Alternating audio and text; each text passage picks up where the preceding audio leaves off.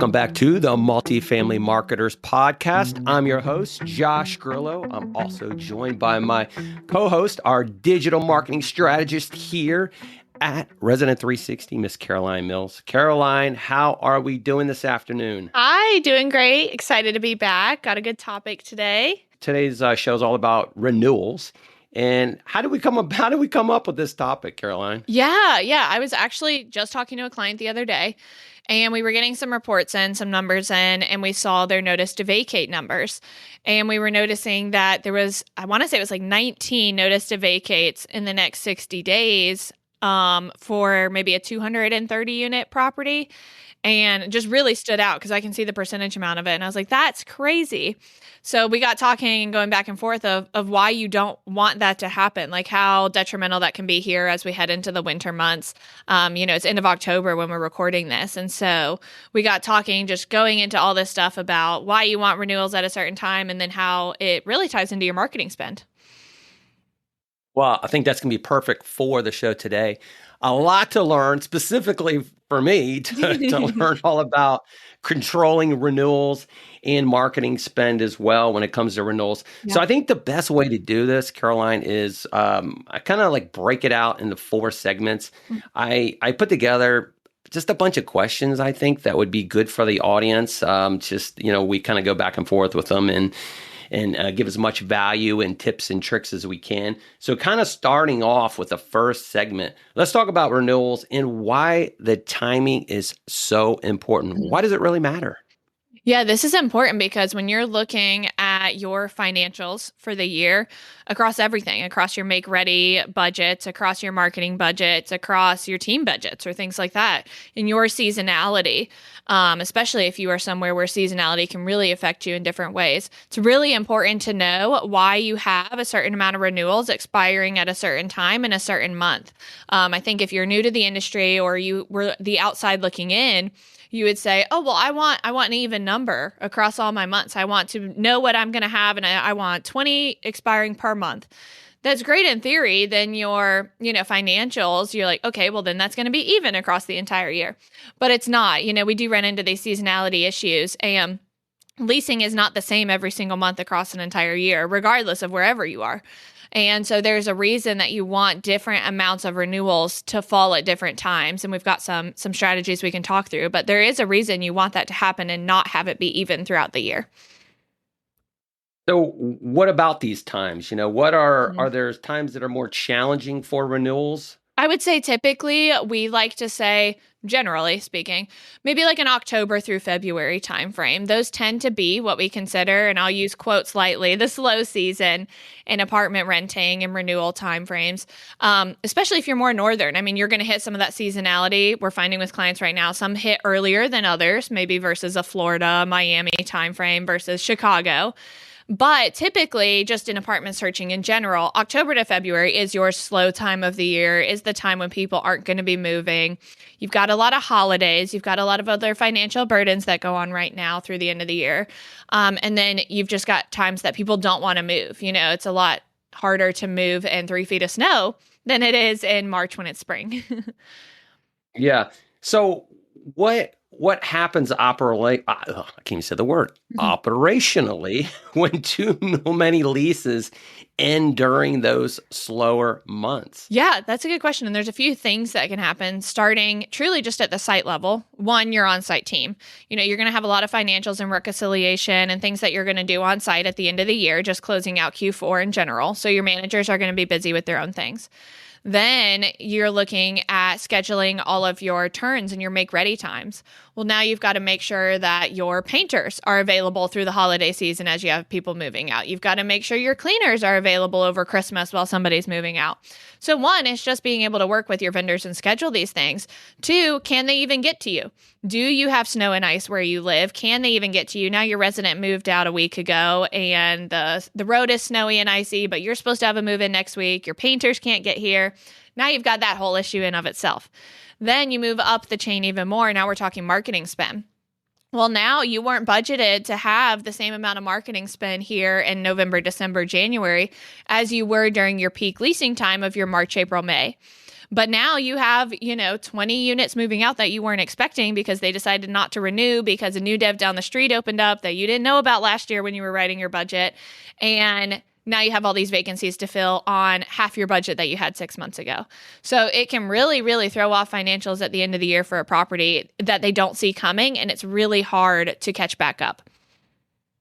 It sounds like a real balancing act. It is, yeah. To me. All right. Well, but what about the flip side? Let's talk about if you have, what's the advantage of more renewals spread across the spring and summer? Mm-hmm. Yeah, so then you have the flip, the vice versa, right? Then you're in a time where people are more likely to want to move. They don't have Christmas spend they're spending anymore as far as your prospects. They don't have Halloween. They're not traveling to family. Now it's come springtime, and they're much more likely to want to move when it's, a nice crisp 60, 70 degrees outside. It's easier to get movers. They're not going up hills during snow. And so there's it's more likely, they find that across studies in general, people would rather move in the springtime. Now, keep in mind that seasonality can shift from place to place. Maybe your seasonality is truly spring. Maybe it's summer. Now, student properties, you run into a whole nother issue altogether. Now you're working through, school seasons can be its own thing. But depending on whatever your situation is, you do want to identify what your key season is. And that just makes it so much easier. And these industries and vendors that you work with also know these shifts as well.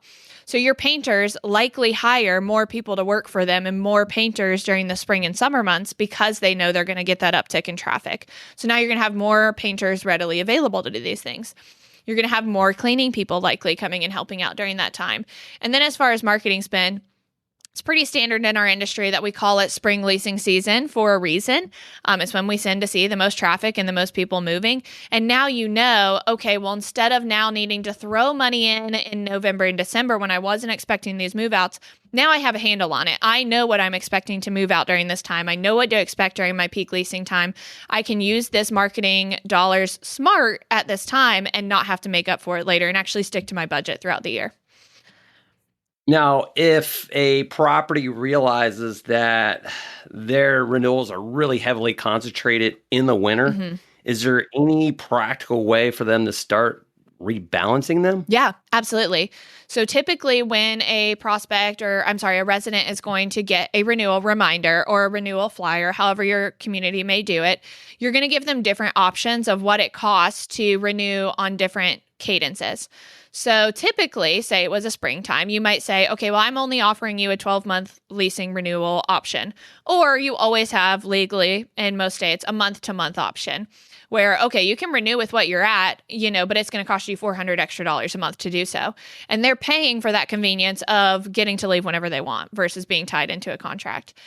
Everywhere else may say, okay, we only want you here 12 months. Say you're coming up to December, and you really only want about 5 move-outs in December for your property, but you're noticing you have about 10 scheduled as of right now, like you have 10 renewals. What you can do is start offering other lease terms for a same or discounted price to incentivize them. So you may say, okay, I'll give you a 12-month renewal for only $25 more a month, but I'm actually going to offer you a 10-month renewal for $25 less, than what that is. Or maybe I'll keep you the same rate. I won't increase you at all if you renew at 10 months. Or I will charge you $50 to stay at a 12-month renewal and only $25 to do a 15-month renewal. Now I've pushed them to May of next year. So there's different options that you can offer. Most states or most companies are going to require you to offer a 12-month option, but there's ways that you can incentivize your residents to choose other options that you can offer to push them in those timeframes. Now, keep in mind, you may not want to do that for all 10 of your renewals. What if they all choose October now? Now you're running into the same issue. So you do want to, it's a little strategic. You do kind of have to play around with it and know what your community's like and where you could have them end up. Okay, so let's break and let's move into segment 2, actually connecting renewal timing to actual marketing spend. So if we're shifting gears to marketing, how does the renewal timing connect how you plan to spend your marketing budget? Yeah, good question. So let's say you're a stabilized community. You're not a lease up. You've been sitting, in the 90s, here. Now I know that in spring, altogether, I'm going to have 50 renewals that are going to go out between March, April, May. And then in December, I only have 15 renewals going out, 5 a month between November, December, January. Now I know that, I want to treat it as, of course, we have renewal goals. But when I'm thinking of marketing spend, what is the worst case scenario that could happen? That means during the winter month, all 15 of those people could leave. And that means during the spring months, all 50 of those people could leave. So I want to make sure that I'm putting all of my money into my heavy hitters. I'm putting more money into my Google PPC. I'm putting more money into geofencing, into, an email marketing campaign. I'm doing all of those things. And remember, we talked about this in a few other episodes back. You don't want to do this right when your issue is starting. You want to make sure you're planning for this in like your February timeframe now. So February, I'm going to kick off all this spend. I'm going to increase it so that March onwards, I am good. And then ideally, by fall and winter, I'm set. I'm exactly where my occupancy needs to be. Even if I have a few move outs, I've now budgeted for that. And now I can really back down in my spend. It doesn't mean I have to cut all my services, but I can really cut down in my spend and use a better budget throughout the year versus all of a sudden November, I'm throwing $5,000 extra into marketing because they all moved out.